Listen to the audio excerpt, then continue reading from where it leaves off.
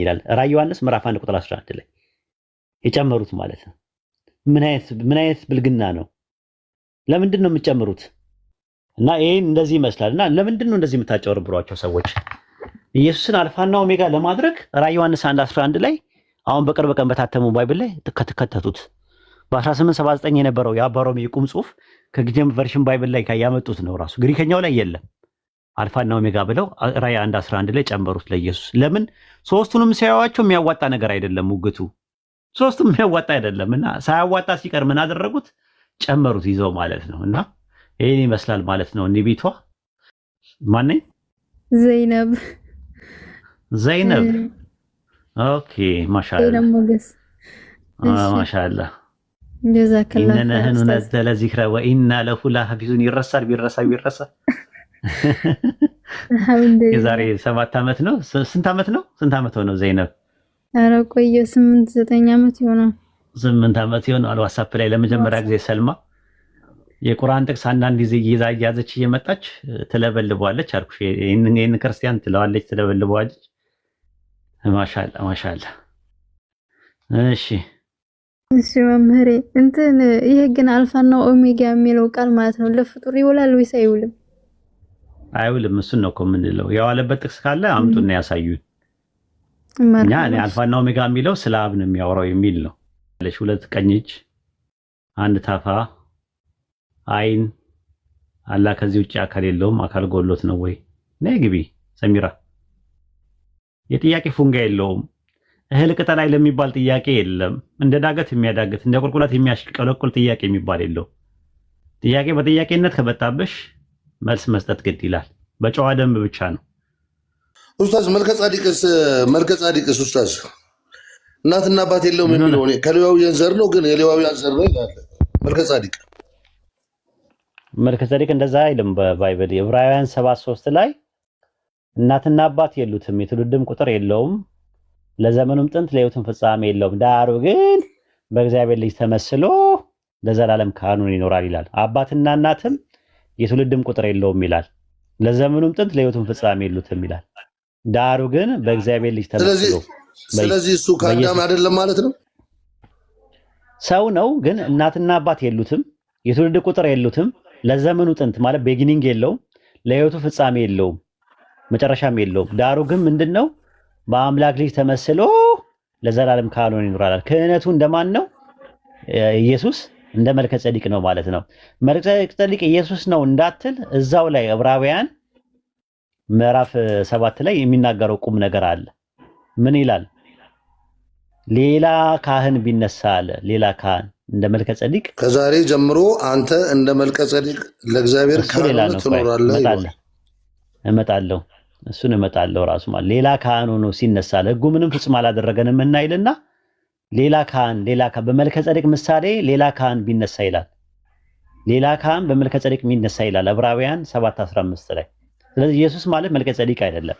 ከዛ በኋላ አንተ እንደ መልከ ጸዲቅ ሹመት ለዘላለም ካህን ነህ ይለዋል። ሹመቱ የኢየሱስ እንደማን ነው? እንደ መልከ ጸዲቅ ነው ተብሎ ነው የተቀመጠው። እንደ አሮን አይደለም።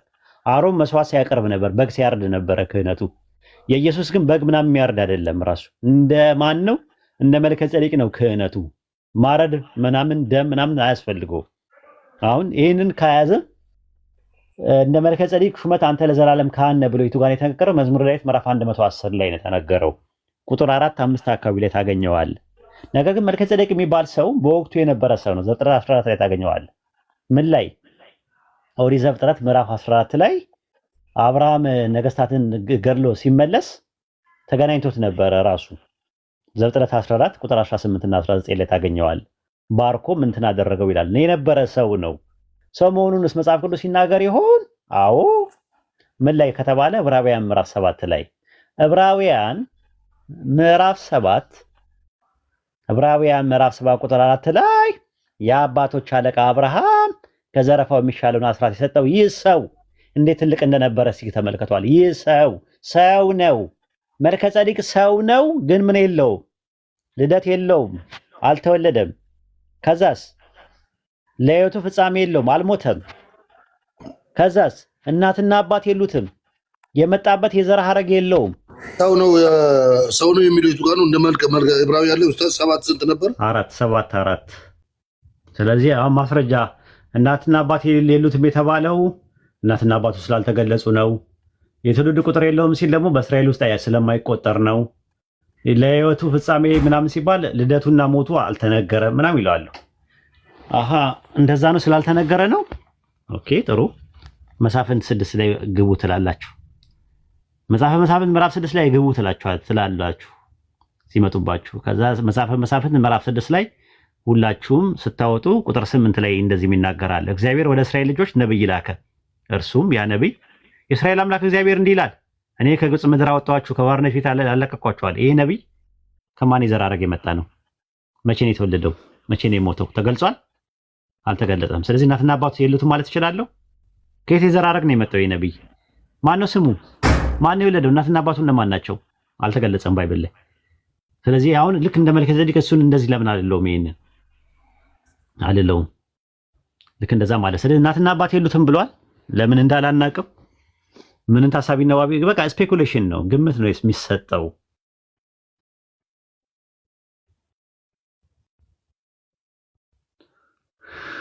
ኦኬ እንግዲህ ክርስቲያኖች ከሌሉ ሙስሊም አንደኛው ላይ ኡስታዝ አዲሱ አፕሊኬሽን ላይ ዕብራውያን 7:4 ላይ ያለው ሰው የሚለውን አውጥተውታል።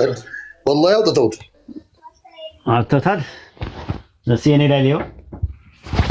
የኔ ላይ ሊያው አውጥተውታል። ስንቱን ዘርፈው ስንቱን ነገር አውጥተው እንዴት እስከሚችሉት እስከ መቼ እንደሆነ ምን አይነት አያነብም ብለው እኮ ስለሚያስቡ ነው። የሚከራከርም ሰው የለም እኮ የሚያነብም ሰው የለም። ህዝቡን በጣም ነው የናቁት። ዕብራውያን ስንት ላይ ነበር ያልነው የነበርነው? ዕብራውያን ስንት ላይ ነበር ያልኩ የነበረው?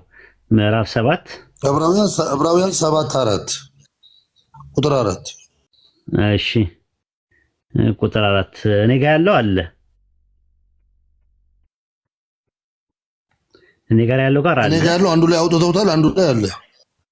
እኔ ጋር አውጥተውታል አንዱ። እንግዲህ ምክንያት አላቸው። ያው ሰው አይደለም ለማለት ፈልገው ነው። አንዳንድ ሰዎች መልአክ ነው የሚሉም ሰዎች አጋጥመውኛል። እኔ ራሱ ኢየሱስ ነው ብለው የሚሉ አሉ። እንደዛ ነው። ከዛ አንፃር ነው እንግዲህ ለራሳቸው ነው ታማኝ ቢሆኑ እንግዲህ እንደፈጠምጥማቸው ኢብኑል እስላምም ከታች አዲሱ መደበኛ ላይ አውጥተውታል ይላል እኮ። ታዲያ እኮ ያንተ እኮ ያዝከው እኮ አዲሱ መደበኛ ትርጉም ነው የሌለው።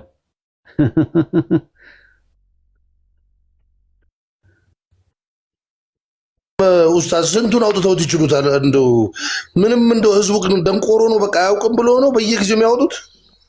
እኔ ምን አውቃለሁ ብለህ ነው? እኔ ምን ታፋጥጠኛለህ? ህዝብ ፊት ኢሳይያስ 42:1ንም ባሪያ የሚለውንም አውጥተው 42:1ንም ብላቴናዬ ያሉት አውጥተው ከባሪያ ከሚለው አውጥተው ብላቴናዬ ያሉት። ምን ትርጉም ላይ ነው ብላቴና ያሉት? ኢሳይያስ 42:1 አዲሱ መደበኛ ላይ ብላቴና ያሉት 42:1 ባሪያ የሚለው ይከረማል። እኔ አላውቀውም ራሱ ኖርማሊ እንትን አብዲ ስለሚል በዕብራይስጡ ችግር የለውም። አብዲ ማለት ባሪያ ማለት ነው። የዕብራይስጡ ላይ አብዲ ነው የሚለው። አብድ ማለት ባሪያ ማለት ነው። ለዛ ነው ክርስቲያኖች ካላችሁ ግቡ፣ ሰዓታችንን እንጠቀምበት። አይ ካላችሁ ደግሞ ለሙስሊሞች እድሉን ስጡ።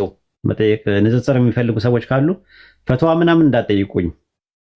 ፈትዋ እኔ ለአቅመ ፈትዋ አልደረስኩም፣ እውቀቱ የለኝም፣ አሊም አይደለሁም። እኔ ኮምፓራቲቭ ሪሊጅን ስቱደንት ነኝ፣ የሃይማኖት ንጽጽር ተማሪ ነኝ። እና ፕሊስ ተረዱኝ እኔን ማለት ነው። ያለ እውቀቴ ላይ አትስቀሉኝ። ሁሉም ሰው አቅም አለው፣ በአቅሙ ነው የሚያወራው እና ያለ አቅሜ አትስቀሉኝ። አሁን ልባልግ ብዬ ባስብ እኔ ታባልጉኛላችሁ። በኋላ ጥምጣም ጠምጥሜ ምናምን ነገር በቪዲዮ እየወጣው ፈትዋ አንቺ እንደዚህ እንትን አትጊ ታጠቢና ስገጂ ምናምን ነገር ስንት ቀን እንደዛማ እኔ እመልሳለሁ። እሺ አልልህም ልለው አንዴ እሺ አልልህም እኔ እመልሳለሁ። ስጠፋማ ስገጂ ምናምን በቃ እያለ ፈትዋ ልሰጥ ነው።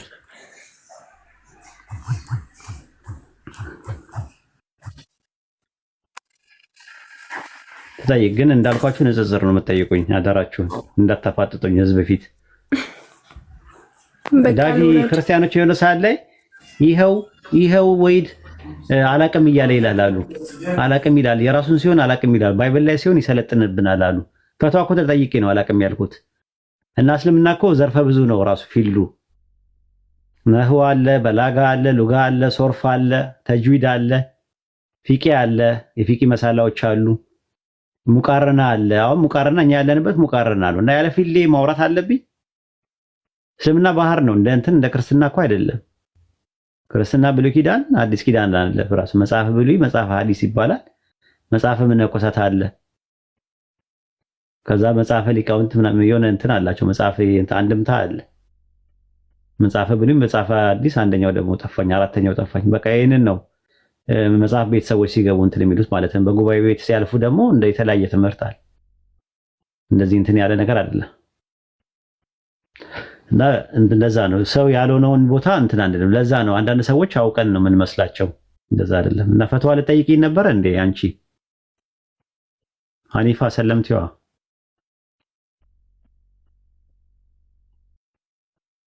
እሺ አስገቡ፣ ሙስሊሞችን ወይ አስገቡና ሰዓታችንን እንጠቀምበት።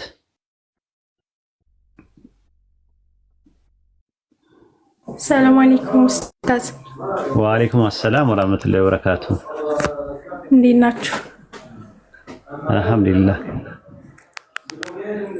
እኔ ፈትዋ ነበረኝ እሱ ጋር እየገባሁ አይደለም። አያስገቡ። እኔ ስመጣ አስገባሻለሁ ኢንሻአላህ። እሺ እኔ ስመጣ አስገባሻለሁ፣ ትጠይቂዋለሽ። መርሐባ።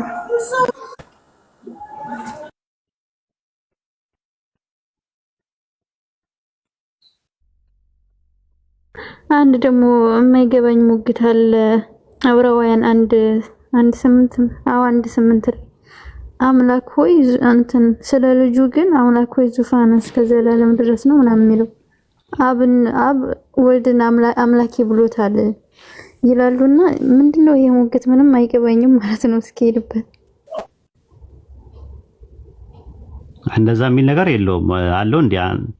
አምላኬ ወይ አለም አምላክ ሆይ እኮ ስለ ልጁ ግን ይላል። ስለ ልጁ የሚናገረው እኮ መጽሐፍ ነው ራሱ። ስለ ልጁ ማለት ሂሰን አይደለም የሚለው አባውት ሐሰን። ስለ ወልድ ግን ማለት ነው መጽሐፍ ስለ ወልድ የተናገረው ነው እንጂ ስለ ልጁ ግን አይደለም። ወንበር ብለሽ ወንበሩ ታያለሽ። የከሌ ወንበር አልተባለም። ወንበሩን በዴፊኒት አርቲክል እየተጠቀምሽበት ነው። ወንበር ስትይ ጥቅል ነው። ወንበሩን አምጣው ካልሽኝ ግን ወንበሩ ስለ አንድ የተነገረ ነገር አለ። ጠረጴዛ ካልሽ ጥቅል ነው። የትኛው ጠረጴዛ እንደሆነ አልተገለጸም። ጠረጴዛው ካልሽ ስፔሲፋይ የተደረገ ነገር አለ። ስለዚህ እዛ ጋር የሚያወራው ስለ ልጁ ግን ሲል ልጅ የሚለው ጥቅል ነው። ልጁ ሲባል ደግሞ ዴፊኒት አርቲክል ነው። ዘሰን ማለት ነው በእንግሊዝኛ። መጽሐፍ ስለ ልጁ ግን እየተናገረ ነው። ስለ መላእክት እንደዚህ ያለ መጽሐፍ ምን ላይ?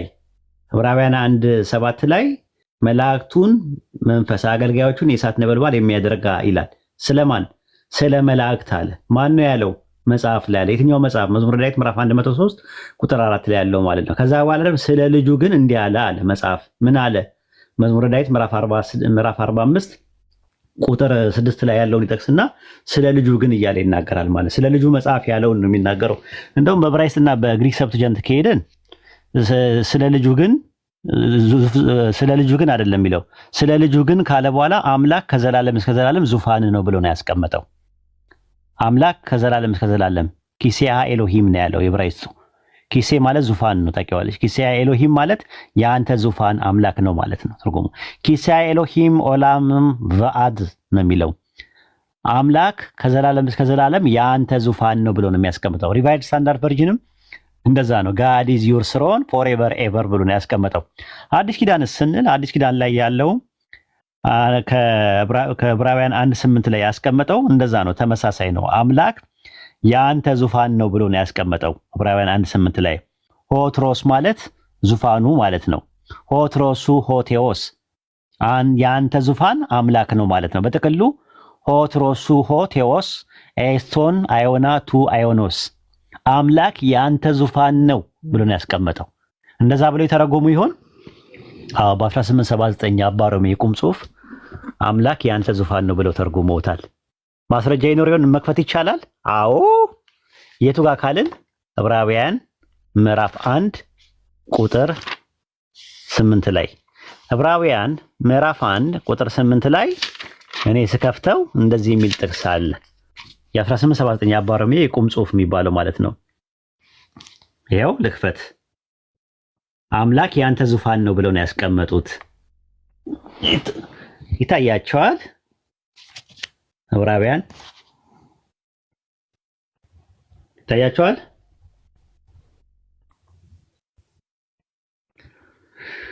እሺ ይታያቸዋል። ቁጥር 8 ላይ እስቲ አንብቢው ዘይነብ ምን ይላል? 8 ላይ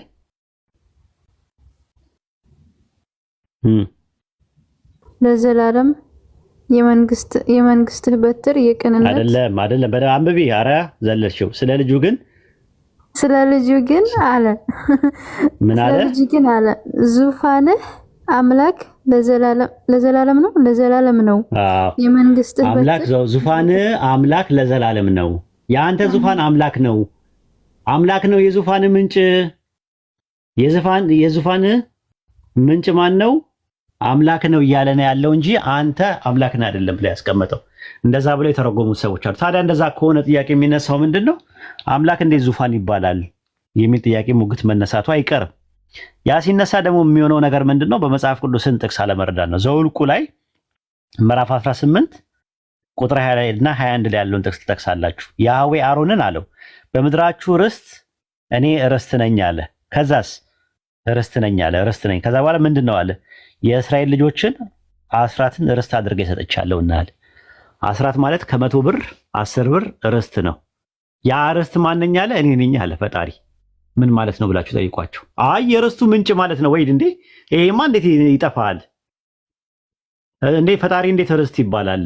ርስት እኮ የሚወረስ ነገር ነው። ርስት ደግሞ ከ10 ነው። ከ100 እጅ 10 ከ100 10 ወይም ደግሞ ከ10 አንድ እጅ ደግሞ አስራት ነው። ርስት የተባለው እሱ ነው። ያንን ነገር ነው። ለምሳሌ 100 ብር ቢኖረኝ ከዛ ውስጥ 10 ብሩ ርስት ነው። ያንን ነው ያህዌ። አይ የዛ ምንጭ ነው። ሌዋውያን ርስት ስለሌላቸው በርስታቸው ፋንታ አስራት ነበር የሚቀበሉት ከህዝቡ ብለው ይላሉ። አሃ እንደዛ ነው። አዎ አምላክ ያንተ ዙፋን ነው ማለትም ዙፋኑ ያንተ ምንጭ ነው። አይ ያህዌ ነው ምንጩ ለማለት ተፈልጎ ነው። በዚህም እንትን ተባለ። አይ እኔ እንደዚህ ዕብራይስጥ ግሪክ ምናምን ነገር ሳትግቡብኝ ምናምን አንድ ሰው ካለ ችግር የለውም፣ ቀለል ልናርግላችሁ። መዝሙረ ዳዊት ምዕራፍ 45 ቁጥር 6 ላይ ያለ እየተናገረ ያለው ማን ነው? ስለማን ነው እየተናገረ ያለው ብለን ስንል ልቤ መልካም ነገርን አፈለቀ አለ መዝሙረኛው። እኔ ስራዬንስ ለንጉስ እናገራለሁ አለ። ማን ነው ንጉስ የተባለው? ንጉስ ሰለሞን የመዘምራን አለቃ የተነገረ ነው ይላል። ስለዚህ በወቅቱ የነበረው ንጉስ ምን ተብሏል? አምላክ ተብሏል። ግን አምላክ የተባለው ኦንቶሎጂካል ተርም ነው ወይስ ፈንክሽናል ተርም ነው? ግብርን ነው የሚያሳየው ወይስ ደግሞ ባህሪን ነው የሚያሳየው? ምን ማለት ነው ካሏችሁ ባህሪን ያሳያል ማለት አምላክ ማለት የሚመለክ ማለት ነው። ትርጉሙ ከኔ በቀር ሌላ አምላክ የለም ማለት ነው። አምላክ ግብርን ሲያሳይ ደግሞ ቃል አቀባይ፣ አፈቀላጤ፣ እንደራሴ፣ ወኪልና ልዑክ ማለት ነው። በምን እናውቃለን? ኦሪት ዘጸአት 7:1 ላይ ሙሴን በፈርዖን ላይ አምላክ አደርጋለሁ አለው። ፈጣሪ አደርጋለሁ እያለው ነው እንዴ? አይደለም። ዮሐንስ ወንጌል ምዕራፍ 10 ቁጥር 34 35 ላይ የአምላክ ቃል የመጣላቸው በአጠቃላይ አማልክት ተብለዋል አለ። የቱ ጋር ነው የተባሉት? መዝሙረ ዳዊት ምዕራፍ 82 ቁጥር 6 ላይ እናንተ ሁላችሁ አምላኮች ናችሁ አላቸው ፈጣሪ። ስለዚህ አምላክ የሚለው ኦንቶሎጂካል ተርም ሳይሆን ፈንክሽናል ተርም መምጣት ከቻለ ንጉሱ ሰለሞን አምላክ ተብሏል። የዕብራውያን ጸሐፊ ደግሞ ከመዝሙረ ዳዊት ላይ ጠቅሶና አጣቅሶ ለመሲሁ ድርብ ትንቢት አድርጎ ድርብ አነጋገር አድርጎ ደብል የሆነ ስቴትመንት አድርጎ ከተጠቀመበት ዕብራውያን 1:8 ላይ ኢየሱስ አምላክ የተባለው ንጉስ ሰለሞን በተባለበት ሂሳብና ስሌት ነው። ግልጽ ነው። የራስሽ ጉዳይ።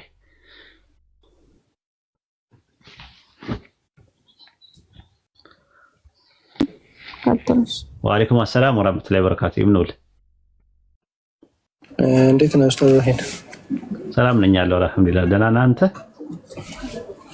አልሐምዱሊላህ።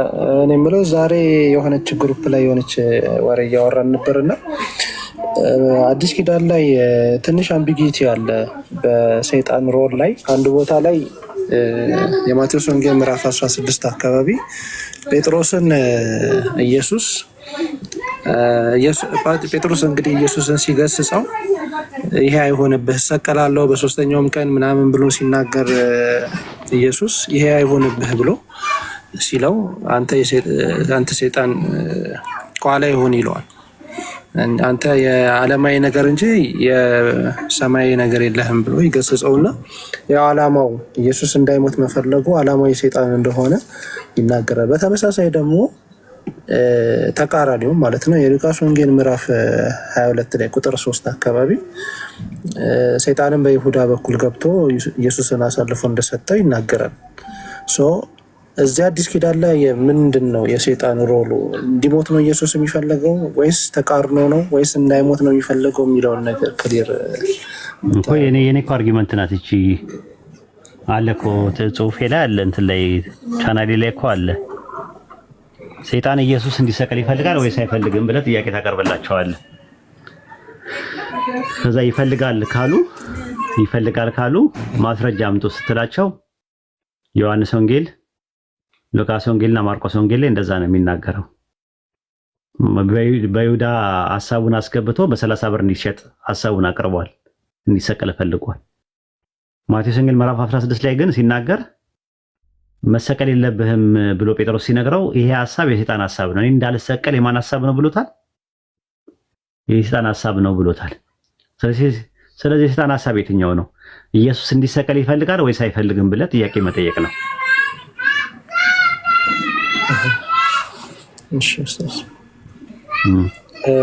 ቦታ አለቃለሁ። ክርስቲያኖች ካላችሁ ታችሁ አንድ ቁጥር ጻፉ። አከርካክ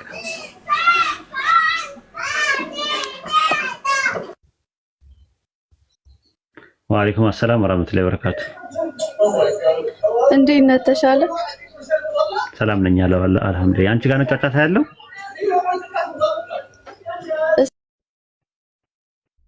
አንቺ ጋር ነው ያለው ማለት ነው። እሺ ቀጥይ። እሺ ቀጥይ።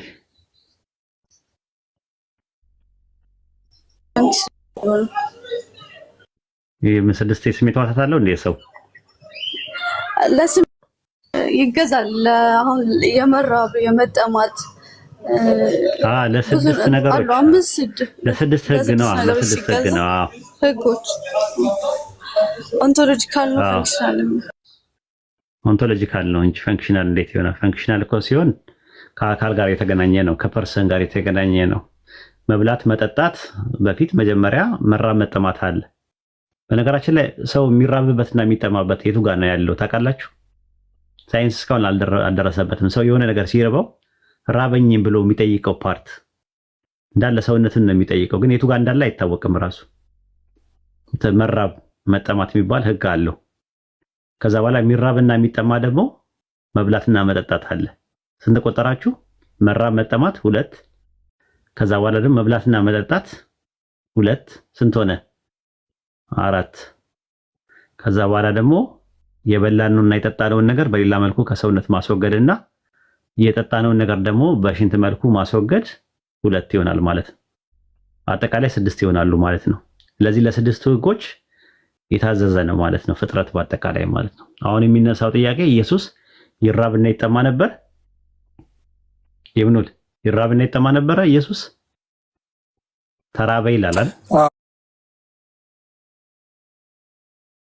ይራብ ይጠማ ነበር።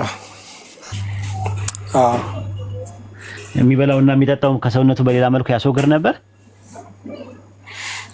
በአፍ የገባ በዳሪ መልክ ይወጣል ይላል፣ ያስወግድ ነበር። ጎበዝ። ስለዚህ እንደዛ ይናገራል ማቴዎስ ወንጌል ምዕራፍ 15 ላይ ወደ አፍ የሚገባ ሁሉ ወደ አልፎ ወደ ምን ይወጣል አለ? ወደ ዳሪ ይወጣልና አለ። ማን ያስተማረው ይሄንን? ኢየሱስ ራሱን ያስተማረው። ኢየሱስን ያስተማረው ማቴዎስ 15:17 ላይ ወደ አፍ የሚገባ ሁሉ ወደ አልፎ ወደ ዳሪ እንዲጣል አትመለከቱ ምን አለ? ስለዚህ ማቴዎስ ወንጌል 15:17 ላይ በተናገረው መሰረት ነው። ከዛ አስቡት አሁን ለምሳሌ እንደ ክርስቲያኖች ኢየሱስ ፍጹም አምላክ ፍጹም ሰው ነው አይደለ? አይደለ? ከዛ አሁን ሽንት ቤት ቢገባና በር ዘግቶ ቢቀመጥ ማለት ነው ያው ወደ አፍ የሚገባውና ወደ ዳሪ ስለሚወጣ ማለት ነውና አንድ ሰው መጥቶ ሲያንኳኳ ምንድን ነው የሚለው ኢየሱስ ሲመልስ? ኢብኑ ቀይም ሰው አለ ነው የሚለው? ፍጹም አምላክ ፍጹም ሰው አለ ነው የሚለው ወይስ ደግሞ አምላክ አለ ነው የሚለው? ወይ እግዚአብሔርም ሰውም አለ እያለ ነው። ኧረ በጣም ከባድ ነው። ለስድስቱ ህግ ለፍጥረት እየተገዛ ለአንድ ለተፈጥሮ ህግ እየተገዛ አንድን አካል ተመልሰ እንዴት ነው የተፈጥሮ ስርዓት ተጭኖ ያለን አካል ተመልሰ የምታመልከው? አይከብድም?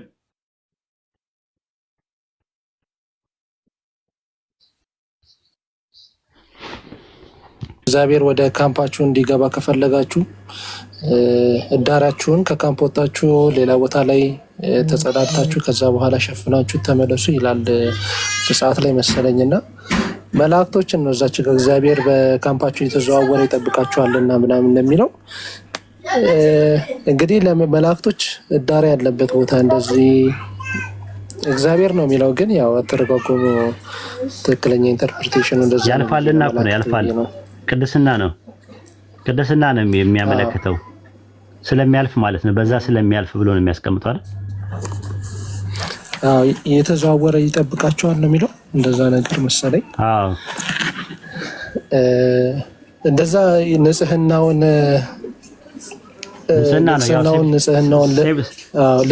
ታንከር ስለሌለ እንደዛ ነው። በሰፈሩ ምናምን እያለ የሚያወራው በሰፈሩ ምናምን እንደ ሴፍቲ ታንከር ስለሌለ እንደዛ ይላቸዋል። እንደዛ የሚልበት ለዛ እንትን ነው እንዳያቆሽሽ ንጽህና ካለው እንደዛ ልዕልና ካለው እንደዛ። አሁን ደግሞ ሽንት ቤት ገብቶ አዲስ ኪዳን ላይ ተጸዳዳ ማለት ትንሽ ይከብዳል መሰለኝ። ከባድ ነው ግን ኡስታዝ ሌላኛ ጥያቄ የማቴዎስ 22 ላይ ወደ ቁጥር ክርስቶስ የማን ልጅ ነው የሚለው ርዕስ ላይ እዛች ጋር እየተነጋገሩ ያለው አይሁዳውያን ፈሪሳውያንና ጸሐፊዎቹን ጠርቷቸው ኢየሱስ ዳዊት የማን ልጅ ነው ብሎ የሚጠይቀው ቦታ ላይ አንዳንድ ስኮላሮች ምንድነው የሚያስቀምጡት እዚች ጋር ኢየሱስ ዳዊት ማን ነው መሲሁ የማን ልጅ ነው የሚለው ጥያቄ ላይ እየሞገታቸው ያለው ፈሪሳውያንን የዳዊት ልጅ እንዳልሆነ አሶ ኦዲሰሶች ናቸው እንደዛ የሚሉት። ግን ማቴዎስ 21 ላይ ስትመለከተው ወደ መቅደስ ገብቶ ሲያስተምር የካህናት አለቆችና የሕዝቡ ሽማግሌዎች ወደ እርሱ ቀረቡና በምን ስልጣን እነዚህን ታደርጋለህ? ይህን ስልጣን ማን ሰጠ አሉት። ኢየሱስም መልሶ እኔ ደግሞ አንዲት ነገር ጠይቃቸዋለሁ፣ እናንተ ደግሞ ያንን ብትነግሩኝ እኔም ደግሞ እነዚህ በምን ስልጣን እንደማደርግ እነግራቸዋለሁ አላቸው። ዮሐንስ ጥምቀት ከወዴት ነበረች? ከሰማይ ወይስ ከሰው ብሎ አላቸው። እነርሱም ከሰማይ ብንል ለምን አልተቀበላችሁትም ይላሉ፣ ከምድር ብንል ደግሞ ያው ዮሐንስ ችግር ይፈጠራል። ስለዚህ ለኢየሱስ መልሰው ምንድነው የሚሉት? አናውቅም አሉት። እሱ ደግሞ እኔ በምን ስልጣን እንደማደርግ አልነግራችሁም አለ። ስለዚህ ጥያቄን ያቀረበላቸው መልስ አልመለሱም። ልጁ ከሆነ እንዴት ጌታ ብሎ ይጠራዋል ብሎ ነው ጥያቄ ያቀረበው። እንዴት ብሎ ጌታ ይጠራዋል ነው ጥያቄው። ማቴዎስ ወንጌል ምዕራፍ 22 ላይ እንደዛ ነው። አዎ ታዲያ ዳዊት በመንፈስ ቅዱስ በኃይል መዝሙር 110ን ጠቅሶ 110 ላይ ጌታዬን ያህዌ ጌታ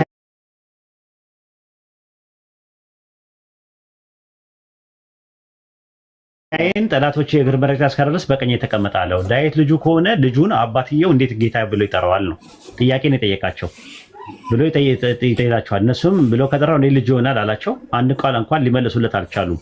ጥያቄን የጠየቃቸው ልጁ ነው። ሉቃስ ወንጌል ምዕራፍ 1 ቁጥር 32 ላይ ጌታ አምላክም የአባቱን የዳዊት ልጅ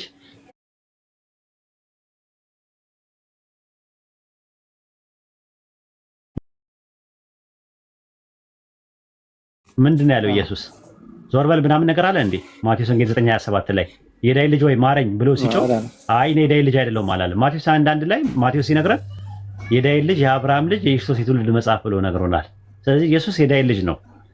ነገር ግን ልጁ ከሆነ እንዴት ነው ጌታ የሚለው ነው ጥያቄው። ዋናው ነገር መልሱን እኛ እንስጥ ራሱ ማለት ነው። ኦሪት ዘፍጥረት ምዕራፍ 24 ላይ ግባ።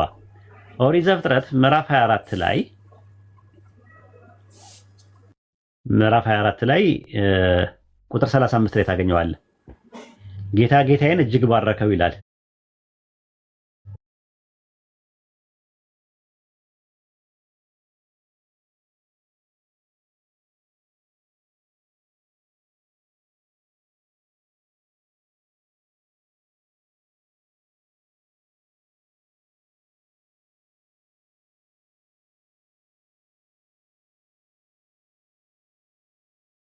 እግዚአብሔር ጌታዬን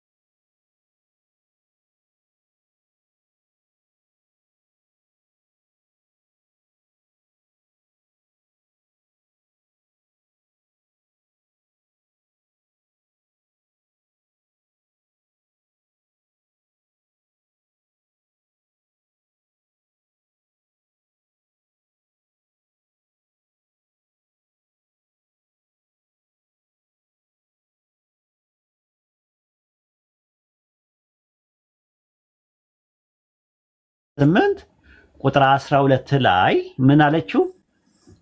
ሳራ አብርሃም ምን አለችው? ጌታዬ አለችው ይላል። አዶኒ ልክ ዳዊት ልጁን የገዛ ልጁን አዶኒ እንዳለው ኤሌዘር አብርሃምን አዶኒ እንዳለው ሳራ አብርሃምንም አዶኒ ብለዋለች። ስለዚህ አሁን በሳራና በአብርሃም መካከል ኦንቶሎጂካል ልዩነት የላቸውም። ሳራም ሰው ናት፣ አብርሃምም ሰው ነው። ነገር ግን ሳራ አብርሃምን ጌታዬ ብለዋለች። ኤሌዘርም ሰው ነው፣ አብርሃምም ሰው ነው። ግን ኤሌዘር አብርሃምን ምን ብሎታል? ምን ብሎታል?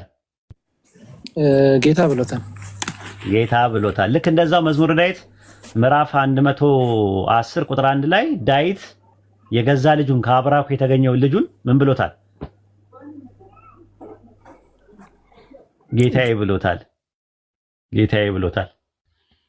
በዛን ሰዓት አልነበረም። ለምን ታዲያ ያለው በዛን ሰዓት ሲባል በቀኝ የተቀመጠስ ያለው በዛን ሰዓት ነው። በቀኝ የተቀመጠ ይለዋል አይደለም እኮ የሚለው በቀኝ የተቀመጠ አለው ነው የሚለው። ለምን? በመንፈስ ቅዱስ ሆኖ ነው ያየው። በመንፈስ ቅዱስ ሆኖ ወደፊት ያለውን ትንቢት እስከሆነ ድረስ በቀኝ የተቀመጠ ያለው ሲያርግ ነው። ኢየሱስን ጠላቶቹ የእግር በርጫ እስካደረስ ድረስ በቀኝ የተቀመጠ ያለው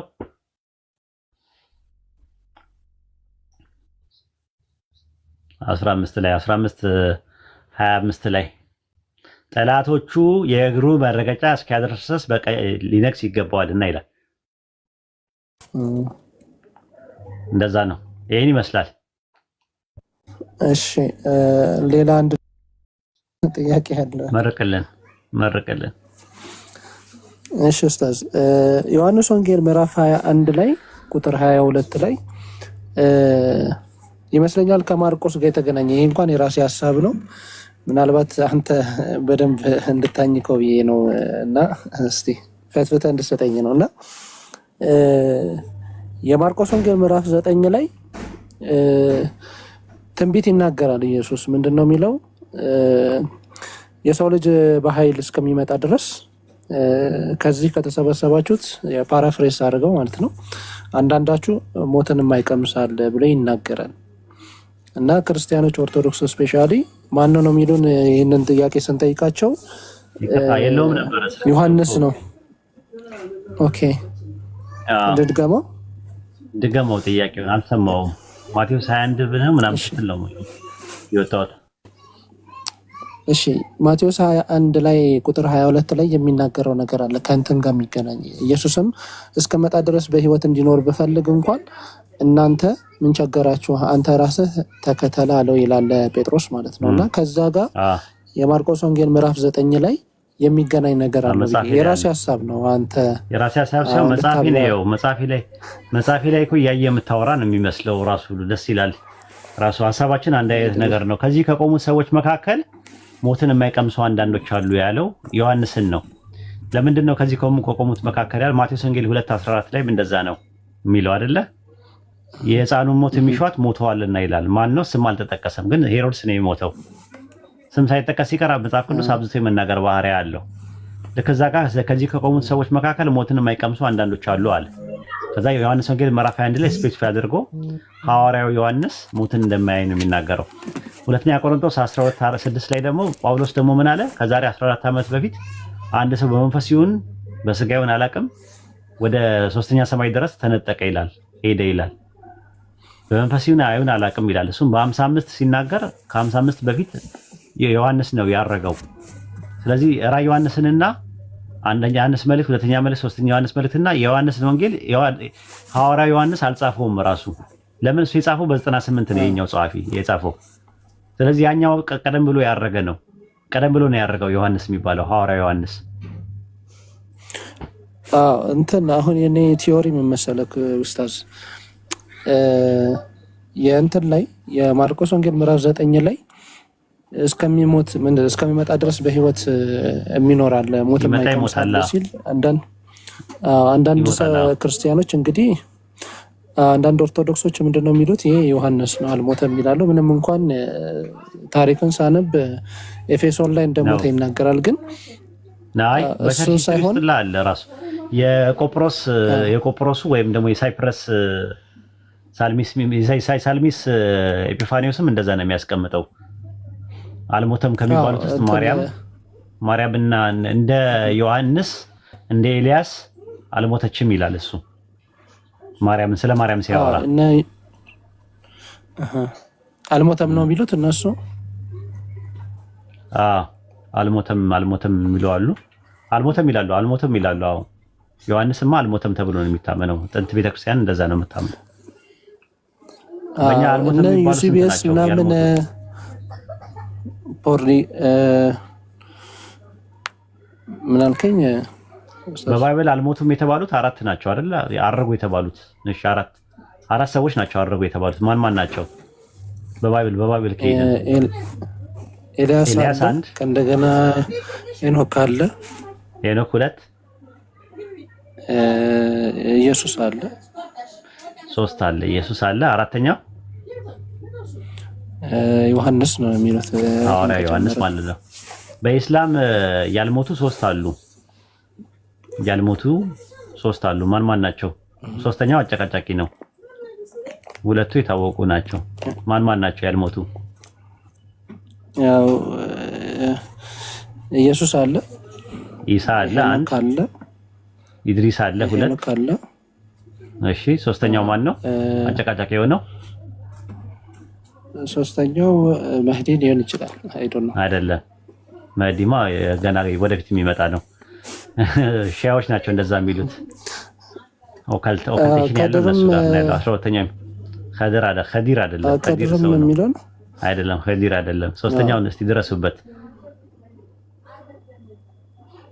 እኔ አላውቀውም ኡስታዝ። ያህያ የሚባለው ነው። ያህያ የሚባለው ያህያ ማለት ራሱ ህያው ማለት ነው የቃሉ ትርጉም። ሁለተኛ አላህ ለረሱል ሰለላሁ ዐለይሂ ወሰለም ሲነግራቸው በተወለደበት ቀን በሚሞትበትም ቀን ብለው አላቸው። ለምን በሞተበት ቀን ለምን አላላቸውም? ለረሱል ሲነግራቸው በቁርአን ላይ ኢሳ ሕፃን እያለ ነው የሚናገረው ስለራሱ። ኢሳ ግን ስለ ያህያ ግን ሲናገር አላህ በተወለደበት ቀንና በሚሞትበት ቀን ነው የሚለው። ኦሬዲ በቁርአን ዘመን ያህያ አልሞተም ብለው የሚከራከሩ ዑለማዎች አሉ። ተቃራኒ አልሰማሁም እስከዛሬ ድረስ። ሰርች አድርጉ እንደዛ አይነት ነገር ማለት ነው። አይ ሸሂድ ሆኗልም ብለው የሚፈስሩ አሉ። እስራኤልያትን ይዘው እስራኤልያት የዘከሪያ ኢብኑ ዘከሪያ ያህያ ሞቷል ብለው ይላሉ። ሞቷል ሲሉ ደግሞ ምን ነው እስራኤልያት ነው ጁዶ ክርስቲያን ትራዲሽን ይዘው እንደዛ የሚሉ አሉ። ግን አንዳንዶቹ ደግሞ ነው ከስሙም አንፃር ህያው ነው ራሱ ሞክሽ ያላደረግነት ነው። ህያው ማለት ነው ትርጉሙ። ያህያ ማለት ህያው ማለት ነው፣ የማይሞት ማለት ነው ብለው ከዛ አንፃር አልሞተም ብለው የሚሉ አሉ። ሰምታችሁ ከሆነ አላውቅም። እና ከዚህ ጋር በተያያዘ የኔ ቲዮሪ ምንድነው መሰለክ ኡስታዝ፣ የማርቆስ ወንጌል ምዕራፍ 9 ላይ የማይሞተው አሉ ብሎ ሲያወራ ማርቆስ ማለት ነው ይመስለኛል። ከዚህ ከዮሐንስ ወንጌል ምዕራፍ 21 ቁጥር 22 እና 23 ጋር በተገናኘ ሁሉም ምንድነው ያሰቡት እዚህ ጋር ይናገራል። 22 ላይ 23 ላይ ምን ይላል? በዚህም ምክንያት ይህ ደቀ መዝሙር አይሞትም የሚለው ወሬ እስከመጣ ድረስ እንጂ አይሞትም አላልኩም ማለት ስመጣ ይሞታል ነው ዋና ነጥቡ። ዮሐንስም ራሱ ስለራሱ ሲያወራ እንግዲህ ዮሐንስ ነው የጻፈው ካልን ማለት ነው ዮሐንስ ወንጌልን እስከመጣ ድረስ እንዲኖር ብፈልግ አንተ ምን ቸገረህ አለው እንጂ እንደማይሞት አልነገረውም ብሎ ስለራሱ እንግዲህ ብሎ ከተናገረ ዮሐንስ ከማርያም ጋር አብሮ ወደ ቤት አልሄዱ? ኢየሱስ መስቀል አጠገብ ሆነው እናት ምናምን ብለው ሄዱ እኮ አይደለ? ሄዱ ምናምን እያለ የሚዘግበው ማን ነው? ከሄዱ በኋላ የሚያወራው ማን ነው? ኦሬዲ ዮሐንስ ሄዷል። ትይቱን ሶስተኛ ሰው ነው፣ ሌላ ሰው ነው ማለት ነው። በዛ በቀላሉ መረዳት ይቻላል። ዮሐንስን ወንጌል ሐዋርያ ዮሐንስ እንዳልጻፈው ብዙ አርጊመንቶች አሉ። ግን አሁን ምንም ጥቅም ስለሌለው ነው። መጽሐፍ ቅዱስም ማን ጻፈው የሚለው ሳይሆን ማን ተናገረው ነው የኔ ነጥብ። ለምሳሌ ማቴዎስ ወንጌልን የማቴዎስ ወንጌል የአብርሃም ልጅ የዳዊት ልጅ እያለ የሚያወራው ማን ነው ነው ጥያቄ። ከዛ ማቴዎስ ሲሉ ማስረጃ አምጣ ስትላቸው እዛ ጋር ይቆማል። ስለዚህ በውል አይታወቅም ማለት ነው ማን እንደሚናገር። ዘፍጥረትን የጻፈው ማን ነው? ሙሴ። ማስረጃ አምጡ። የለም የጻፈው አይደለም የተናገረው ነው። ማንም የጻፈው ችግር የለውም። ማን ተናገረው ነው የማቃል ነው። ከዛ አይታወቅም ካሉ ደግሞ በቃ ያምላክ ቃል አይደለም ማለት ነው። አንተ ከፋርማሲ መጥቼ እኔ የሆነ መድኃኒት አመጣውና ኢብኑ ኢስላም ዋጣው አልኩ። ምንድነው የምትለኝ? መጀመሪያ ጌታ መጣው ነው አይደለም። ምንድነው የምትለኝ? መድኃኒት ነው ስለ ምንድነው ጥያቄ የምትጠይቀው? የምን መድኃኒት ነው ትለኛለህ? መድኃኒት ነው። አዎ የምን የጨጓራ ነው የራስ ምታት ነው የወር ቁርጠት ነው ምናምን ብለህ ትጠይቀኛለህ። አይ አይታወቅም ካልኩ ምንድነው የምትለው?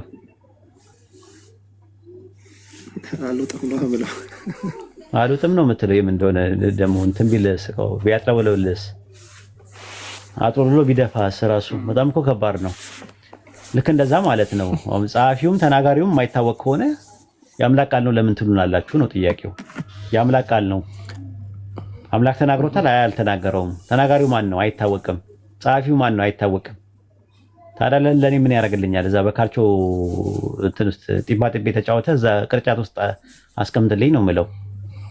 ተናጋሪውም አይታወቅም። ጸሐፊው ኦኬ በቃ አይታወቅም ልበል። ግን ተናጋሪው እንዴት አይታወቅም? የዕብራውያን ጸሐፊ ማን ነው አይደለም ነው ተጠይቃ የተፈነ አርጊውመንት። ተናጋሪው ማን ነው ነው ጥያቄው። ዘፍጥረትን የጻፈው ማን ነው ሳይሆን ዘፍጥረት አንዳንድ በመጀመሪያ እግዚአብሔር ሰማይና ምድርን ፈጠረ እያለ የሚናገረው ማን ነው? ታውቀዋለህ? እኔም ወደዛ ነበረ እንትን እያልኩ ያለሁት ስፔኩሌሽን። አሁን የማርቆስ ወንጌል ምዕራፍ 9 ላይ የጻፉት ከእግዚአብሔር ሰምተው ሳይሆን እዛ ጋር ሲወራ የነበረውን እንግዲህ ዮሐንስ ወንጌል ምዕራፍ 1 ቁጥር 23 ላይ በደቀ መዛሙርት ዘንድ ወሬ ተወራ። በቃ ይሄ ሰው አይሞትም ምናምን የሚል ወሬ ሲወራ የማርቆስ ወንጌል ጸሐፊም ይህንን ወስዶ ሪቪል አይደለም ነው ሬቪሌሽን ካልሆነ ድረስ አንቃ ሬቪሌሽን ካልሆነ በቃ እኮ እዛ ጋር ነው ሲነርጊያ ነው እኮ አይደል የሚሉት ባይብል። ሲነርጊዮስ ነው ሞኖርጊዮስ የሚባል ነገር አለ። ሲነርጊዮስ ነው ሞኖርጊዮስ ታቃላለ ሲነርጊዮስ ሞኖርጊዮስ ነው ቁርአን ሞኖርጊዮስ ነው ብለን ነው የምናምነው። የአምላክ ቃል ነው ያላ ንግግር ነው። ሞኖ ማለት ብቸኛ ማለት ነው። ሲነርጊዮሱ የአላህ ብቻ ነው። ባይብል ግን ሞኖርጊያ ሳይሆን ሲነርጊያ ብለው ነው የሚያምኑት። የአምላክ ቃልና የሰው ቃል ቅልቅል አለበት እና ሪቪል ሊሆን አይደለም። ሪቪል የሆነ ነገር አይደለም። የሰው ንግግር አለበት ነው። እኛ ደግሞ ሪቪል የሆነው ነገር ነው ከአላህ ዘንድ የመጣው ብለን ነው የምናምነው። ሌሎቹ ነገሮች እንትን ነው ያለው ነገር ማለት ነው። እስቲ ሄሎ ትጠይቅ እንግዳ ገብቷል። ሮዚ እየለመነች ነበር ከስር አንድ ጠይቅ እያለች ነበረ። ሮዚ ቅደም ጥያቄ ካለሽ ንጽጽር ኡስታዝ ፊልጵስዩስ 2:6 ላይ እሱ በእግዚአብሔር መልክ ሲኖር ሳለ መተካከልን እንደመቀማት አልቆጠረም የሚለው መቀማት የሚለው ጠብቆ ወይስ ላልቶ ነው የሚነበው? በእርሱ በአምላክ መልክ ሲኖር ሳለ እርሱ መሲሁ ማለት ነው ክርስቶስ በአምላክ መልክ ሲኖር ሳለ አለ። የአምላክ መልክ አይሰማሽም እንዴ? እያወራው እኮ ነው። አይሰማሽም? እኔ እሰማለሁ ያ ጀማ። አዎ ኡስታዝ እሰማለሁ። አስተካኪ ኔትወርክሽን። እንግዲህ ካልተሰማሽ ምን ያዋጋለሁ?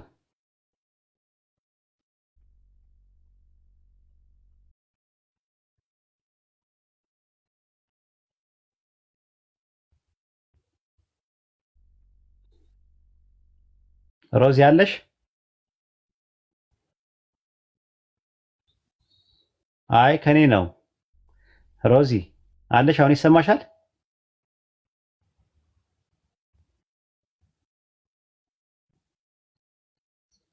ኦኬ። ስለዚህ መተካከልን እንደ መቀማት ነገር አልቆጠረውም። መቀማት ቀምቶ ያገኘው ሳይሆን በስጦታ ያገኘው ነገር ነው። መተካከል ማለት ኤሶስ የሚለው የግሪክኛው ቃል መስማማት በሚል ይመጣል። ፈሪሳውያን እርስ በርሳቸው አልተስማሙም ለሚለው ቃል የገባው ቃል ተመሳሳይ ነው። ስለዚህ መስማማቱን ከአምላክ ጋር መተካከልን ቀምቶ ያገኘው ነገር ሳይሆን በስጦታ ያገኘው ነገር ነው። መተካከልን መቀማት እንደሚገባ ነገር አልቆጠረም። ቀምቼ ያገኘሁት ነገር ነው ብሎ በስልጣኔ በራሴ ያገኘሁት ነው ብሎ አላለም። ትሁት ነበረ። የተሰጠውን ነገር አክብሮ ነበረ እና ራሱን ደግሞ ምን አደረገ? ባዶ አደረገ ይላል። ሁለተኛ ቆሮንቶስ ምዕራፍ 9 ላይ ስትመለከቱ የክርስቶስን ጸጋ የክርስቶስን ቸር ስጦታ ተመልከቱ ይላል። እርሱ ሀብታም ሆኖ ሳለ ስለናንተ ድህነት እርሱ ባለጠጋ ሆኖ ሳለ ስለናንተ ድህነት ድሃ ሆነ ይላል። ድሃ ማለት ባዶ ማለት ነው። ምን ሆነ ነው ጥያቄው ሲባል ራሱን አሳልፎ ሰጠ ብሎ ያምናሉ እነሱ። ራሱን አሳልፎ ከሰጠ ሞተ ማለት ነው፣ ባዶ ሆነ። ስለዚህ ራሱን ባዶ አደረገ የሚለው ህይወቱን አሳልፎ መስጠቱን ነው የሚያመለክተው። ከዛ ምን አደረገ? አምላክ ደግሞ ያለ ልክ ከፍ ከፍ አደረገዋል። እዛው ላይ ምን አደረገ? የባሪያ መልክ ያዛል። የባሪያ መልክ ምንድነው? ትሕትና ነው። ሞርፌ የሚለው ቃል የአምልኮ መልክ በሚል ይመጣ። የአምልኮ መልክ ማለት የአምልኮ አይነት ማለት ነው። እንደዛ በተመሳሳይም የባሪያ መልክ ያዘ ማለት ትሕትና ነው። ትሕትናን የያዘ ነው። ትሁት ነበረ ነው። ያንን ትሕትና በመሆኑ ራሱን ዝቅ ዝቅ የሚያደርግ ከፍ ከፍ ይላል እንደበተባለው መሰረት አምላክ ደግሞ ያለ ልክ ከፍ ከፍ አደረገው ይላል። ማንን? ኢየሱስ መሲሁ ማለት ነው። ራሱን ዝቅ ስላደረገና ራሱን ባዶ ስላደረገ ማለት ነውና ትሕትና ነበረው። መተካከልን ወይም ከአምላክ ጋር መስማማትን ቀምቶ ያገኘው ነገር ሳይሆን በስጦታ ያገኘው ነገር ስለሆነ ማቴዎስ 28:19 ላይ 18 ላይ ስልጣን ሁሉ ለኔ የተሰጠኝ ስለሚል በስጦታ ያገኘው ነገር ሆኖ ሳለ ነገር ግን እሱ እንደ መቀማት ነገር አልቆጠረም። ትሁት ነበረ እሱ። ስለዚህ እዛ ላይ የፊልጵስዩስ ምዕራፍ 2 እየተናገረ ያለው ባልንጀራችሁ ከእናንተ ይልቅ የተሻለ እንደሆነ ቆጠሩ ነው ያለው። ትሕትና አድርጉ። ክርስቶስ ምሳሌ ትቶላችኋል። እርሱ በአምላክ መልክ ሲኖር ሳለ ማለት መሬት ላይ ያለ ፕሬዘንት ፓርቲሲፕል አድርጎ ነው የሚጠቀመው። ምንድነው የሚለው? ሁቢንግ ኢን ዘ ፎርም ኦፍ ጋድ ነው የሚለው። ሁቢንግ who was in the form of God አይደለም የሚለው። በአምላክ መልክ ሲኖር ሳለ ነው የሚለው። በአምላክ መልክ ሲኖር ሳለ፣ በአምላክ መልክ ሲኖር ሳለ በነበረበት ሰዓት አይደለም የሚለው። በአምላክ መልክ ሲኖር ሳለ was አይደለም የሚለው። ሁቢንግ ነው። ቢንግ ፕሬዘንት ፓርቲሲፕል ነው ራሱ የሚጠቀመው። ይሄን ይመስላል እንግዲህ። ከገባሽም ገባሽ ነው፣ ካልገባሽም ጦስሽን ይዞ ሂድ የታባቱ። እሺ ላልቶኑ ጠብቆ ግን መቀማት የሚባለው ጋር መቀማት ነገርኩሽ እኮ። መተካከልን እንደ መቀማት አልቆጠረውም። መቀማትማ ማን ይቀማዋል? ማን ሊቀማው ይችላል? መቀማት መተካከልን ያገኘው በስጦታ ነው እንጂ ቀምቶ አይደለም። ከአብ ያገኘው አይደለ? ቅሚያ አለ አይደል? በመቀማት አለ። 100 ብር ከወይድ ሰጠኝ ነው የምትዩ? ቀማውት ነው የምትዩ? ቀማውት ከሆነ ዝርፊያ ነው፣ ትዕቢትን ነው የሚያሳየው። እና ኢየሱስ ቀምቶ ያገኘው ነገር አይደለም ነው ፖይንቱ። ግልጽ ነው ላይ ይመስለኛል። እንትን ጴጥሮስ ጌታ ኢየሱስ ሆይ ነፍሴን ተቀበላት የሚል ጥቅስ አለና እስኪ እሱን አላለም። እንደዛ ጨርሻለሁ። ጴጥሮስ አላለም። ኧረ ጴጥሮስ አላለም። ጴጥሮስ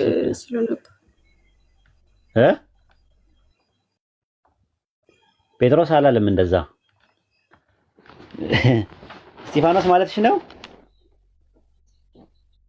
እስጢፋኖስ ነው እንደዛ ያለው። ሲሞት ምን አለ? እስጢፋኖስን ጌታ ኢየሱስ ሆይ ነፍሴን ተቀበል ብሎ ሲጠራ ሲወርድ ሰማያት ተከፍተው ኢየሱስ እዛ ስላለ የእሱ ነፍስ ሲሄድ ኢየሱስ እዛ የሄደው ምን ይለዋል? ይቀበለዋል ማለት ነው። ታዲያ መቀበሉ ምንድን ነው ሲባል እሱ ብቻ አይደለም፣ መላእክቶችም ይቀበላሉ ነፍስን እዛ ሲሄዱ ማለት ነፍስ በሄደበት ሰዓት ላይ መላእክቶችም ይቀበላሉ። የቱ ጋር እናገኛለን ብለን ስንል የሉቃስ ወንጌል ምዕራፍ 16 ቁጥር 9 ላይ ይላል፣ እኔ ግን እላችኋለሁ የአመፃ ገንዘብ ሲያልቅ በዘላለም ቤቶች እንዲቀበሏችሁ በእርሱ ወዳጆች ለራሳችሁ አድርገዋል። እንዲቀበሏችኋል። እነማን ናቸው የሚቀበሉት?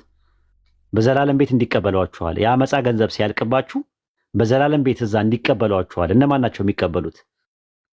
ተቀበል ሲል እስጢፋኖስ ዴክሳይ ነው የሚለው። ዴክሳይ ማለት ስሮ ቃሉ ዴሆማይ ማለት ነው። ራሱ ዴሆማይ ማለት ራሱ ሉቃስ 19 ላይ ያለውም እንደዛ ነው። እንዲቀበሉ ለሚለው ቃል ዴክቶሳይ ነው የሚለው። ተመሳሳይ ነው ስሮ ቃሉ ዴሆማይ ነው የሚለው። የዘላለም ቤት የሚባለው ምንድነው ስንል መጽሐፈ መክብብ 12:5 ላይ ፈቃድ ሲጠፋ ወደ ሰማይ ወደ ዘላለም ቤት ሲሄድ አልቃሾች በአደባባይ ላይ ሲዞሩዋል። ስለዚህ አማኞች በገንዘብ መጽዋት ወዳጆች ለራሳቸው ካደረጉ ምስኪን ቅዱሳን ይቀበሏቸዋል፣ ምስኪን መላእክትም ይቀበሏቸዋል። ምኑን ነው የሚቀበሉት? ነፍሶቻቸውን ይቀበላሉ፣ ላይ ያሉት የሄዱት ማለት ነው። ስለዚህ ነፍሴን ተቀበል ሲል ኢየሱስም ማለት ሰማያት ተከፍቶ ሳየው ፊት ለፊት አየው። ጌታ ኢየሱስ ወይ ነፍሴን ተቀበል፣ ወደ አንተ ልመጣ ነውና ተቀበል ነው ያለው። ስለዚህ እሱ ብቻ አይደለም የሚቀበለው፣ ሌሎች አማኞችም የሞቱ ሰዎችም ከዛ የመጡትን ሰዎች ይቀበሏቸዋል። ዌልካም እያሉ ይመጣሉ። አሁን ዳጊ እኔ እዚህ ቤት ስመጣ ስንት የተቀበለ ይመሰላችሁ? ለምንድን ነው እና እንኳን ደህና መጣ ምናምን ብሎ ተቀበለኝ። ስለዚህ እዛ ኢየሱስም ተቀበለው ማለት ነው። ሌላ ትርጉም የለውም። ግልጽ ነው። ጨርሻለሁ። ጨርሰሻል። ባጨረሽን የሚገርመው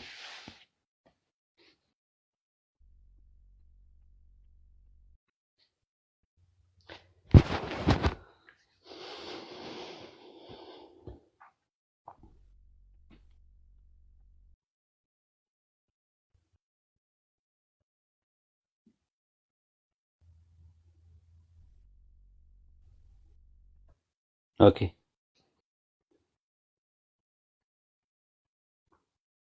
አዲስ ፍጥረትን አስገቡትና ሉጣኔም ወይ ሰዓት ሄዷል። ግልጽ ነው ይላሉ። ጉራጌኛ አይደለም። እኔ ወደ ጉራጌ ለማጠጋጋት በምን ጣዕሙ በምን እድሌ ጉራጌ ብሆን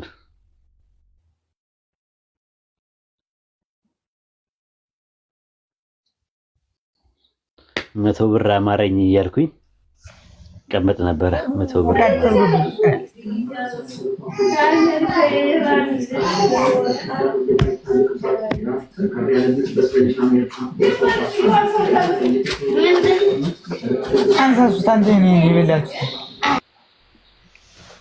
ሄሎ አለሽ ወገናችን።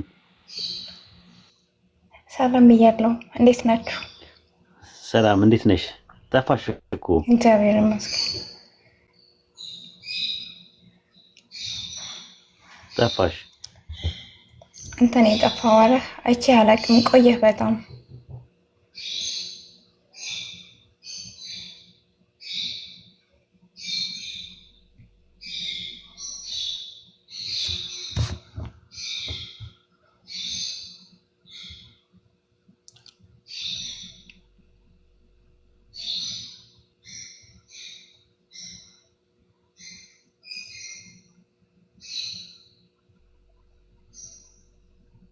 አሎ አወራሽኝ? ምን አልሽኝ? ኦኬ ቆየህ አይቼ አላውቅም ብዬና የሆነ ቀን ስታወራው ነገር ሰምቼ ልጠይቅህ ነበር። እሺ ጠይቂኝ። አንቺ የመጨረሻ ጥያቄ ነው። ካንቺ በኋላ እወጣለሁ እኔ ማለት ነው። እሺ ሐዋርያት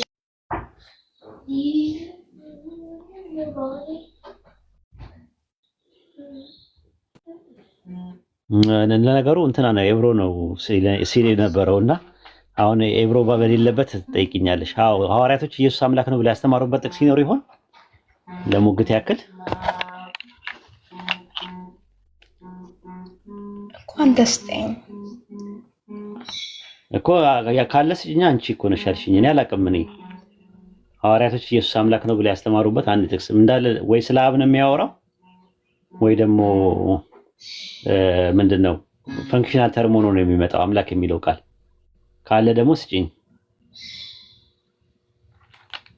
እኔ ኡስታዝ ማለት እውነት እንትን ለማለት ነው ማለት ይሄ ለእንትን ለማለት አይደለም ማለት አንተ እውቀት ስላለ እሱን አስረዳኝ። እኔ እንደዛ አይደለም ምን ላይ ቆመን የእውነት እኔ ያ ለኢየሱስ አምላክነት የሚጠቀሙበት ጥቅስ ኢየሱስን ለአምላክነት የሚጠቀሙበት ጥቅስ በአጠቃላይ ፉርሽ ናቸው ለኔ እንዳለ ማለት ነው። በቃ ሰዓት ያለቀ በሰዓት ነው የምንቀሳቀሰው። በቃ ኢንሻአላህ ሌላ ቀን እንገናኛለን። ያ ጀማል ወጣ። እሺ የልጆች ሰዓት ልጆች መጡ። ፎሎ አርጊኝና ላይፍ ስገባ መከታተል ትችያለሽ። አሁን ግን የልጆች ጊዜ ነው። ልጆች መጡ። ኦኬ እሺ አፉ በይኝ። ልጅ ያለው ሰው መከራ ነው። በሉ ወሰላሙ አለይኩም ያ ጀማ። አለይኩም ሰላም ወራህመቱላሂ